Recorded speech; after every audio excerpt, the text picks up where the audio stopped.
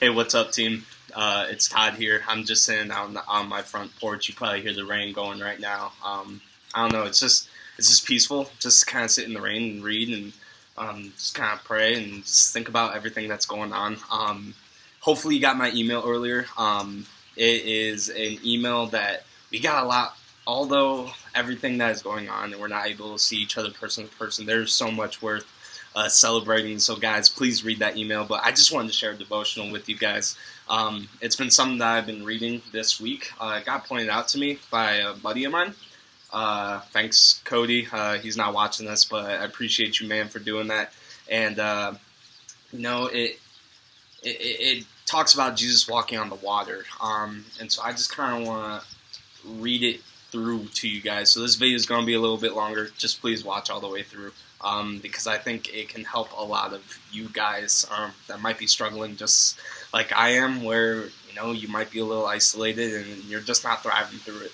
But this is what it says. So this is Matthew 14, verses 22 through 36. And I'm going to stop about halfway through. So immediately Jesus made the disciples get into the boat and go on ahead of him to the other side while he dismissed the crowd. After he had dismissed them, he went up on a mountainside by himself to pray. Later that night, he was there alone, and the boat was already a considerable distance from land, buffeted by the waves because the wind was against it. Shortly before dawn, Jesus went out to them, walking on the lake. When the disciples saw him walking on the lake, they were terrified. "It's a ghost," they said, and cried out in fear. But Jesus immediately said to them, "Take courage, it is I, don't be afraid." "Lord, if it's you," Peter replied, "and this is why I love so much, tell me to come to you on the water." "Come," he said, or Jesus said. Then Peter got down out of the boat, walked on the water, and came toward Jesus. But when he saw the wind, he was afraid and beginning to sink, cried out, "Lord, save me." Immediately Jesus reached out his hand and called him. "You of little faith," he said, "why did you doubt?" And when they climbed into the boat, the wind died down. Then those who were in the boat worshipped him, saying, "Truly you are the Son of God." And when they had crossed over, they landed at Gennesaret. I don't know quite how to pronounce that. And when the men of that place recognized Jesus, they sent word to all the surrounding country. People brought all their sick to him and begged him to let the sick just touch the edge of his cloak, and all who touched it were healed.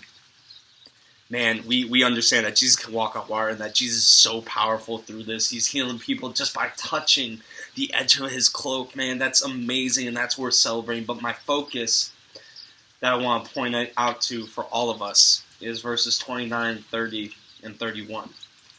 "Come," Jesus said. Jesus is saying, come to me. You want to walk on the water. Make it happen.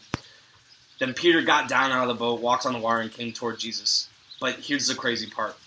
But when he saw the wind, he was afraid and began to sink, cried out, "Lord, save me." What I love about that is because we're in the middle of a storm right now. Every one of us are going through a middle of a storm right now, and we can focus on one of two things. We can focus on Jesus and putting our focus in him and knowing that in the end, Jesus has us taken care of in the palm of his hands. Or we can look at the wind. It doesn't say anything about the wind being strong enough to push Peter over or anything like that. And I firmly believe that when it comes to us, our focus can redirect us. And because of that, our focus can make us more anxious, or it can make our relationship and faith stronger. And when we look at Peter, we instantly notice where his focus went. He saw the wind. He saw the wind, he was afraid and began to sing, crying out, "Lord, save me." Guys, I'm here today to encourage you. Stop looking at the wind. Stop looking at everything that people are posting. And guys, stop putting your focus into that. And that has been a huge lifesaver to me because I get caught up in the motions of day to day, reading Facebook, reading Instagram, reading all the articles of what everything says. Now, I'm not saying don't be precautious, protect yourself, and do everything that you need to protect yourself and stay healthy. But I don't want that to be the driving of your life, is what is coming out. But guys, I want the focus to be on Jesus, because just like we saw with Peter, when we focus on the wind, when we focus on the things coming out in the news, and when we focus on those things and making that priority and number one in our life, we see hecticness, we see anxiousness, and we see things just not go right and just wonder, God, where are you? When ultimately, God is standing arm's reach away, and our focus just needs to be on Him. And although our focus might not be on Him, we can always refocus. And He'll just pull us out of the water. Just like it says, immediately Jesus reached out His hand and caught him, Peter. You have little faith, He said, why'd you doubt? I think God's testing us right now. God's testing us, and He might be asking us that question, why do we doubt? Because God's got this.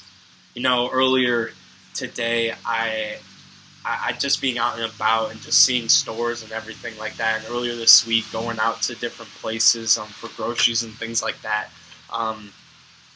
You know, inside the store, it can be super crazy, and you do things that you don't realize, like buying water because everybody else is buying water, or buying extra toilet paper because everybody else is buying extra toilet paper, and you do this and that. And our focus can be so easily drawn away from Jesus. But the moment I stepped outside, the moment I stepped out into fresh air, I'm like, this is just another day. And Jesus is in the midst of it, and Jesus has my back, and Jesus is going to protect me. And you know what? Jesus has all of our backs. Jesus can protect each and every one of us if we let Him to, and if our focus is on Him and not on the wind. And so for me, I know the one thing I'm doing is everywhere I go, I have a sticky note that says, don't watch the wind. And I encourage you guys to do the same, and let it be a reminder that Jesus needs to be our focus during this season of life. Guys, I love you. I miss you so much. Just as a reminder, Sunday, 10:30 a.m., would love to have a huddle with each and every one of you to talk through some things and service and do another devotional. But with that, guys, have a great night. Stay healthy. Protect yourself. But always remember, don't watch the wind. See you guys.